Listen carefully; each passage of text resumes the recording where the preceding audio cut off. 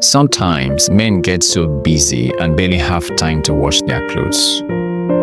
Let's talk about some tips on how to manage this situation so that you will not go out there and embarrass yourself, especially before our sister, if you know what I mean. 1. Separate and air them out.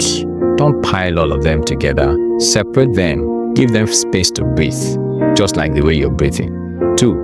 Spot clean stains immediately. If you have a stain on any one of them, take the time out to wash it. Spot it out. 3. Rotate your clothes. Avoid wearing the same item multiple times in a row. Well, bad news for those who don't have enough, and good news for those who have enough. 4. Use baking soda or vinegar. 5. Turn clothes inside out. 6.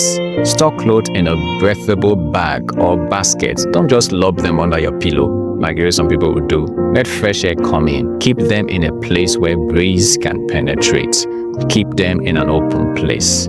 Keep them in a place that has enough air going in. 7. Prioritize quick wash items. The fact that we said you don't have the time does not mean you have to leave your clothes in 1 month. Bro, settle down and wash.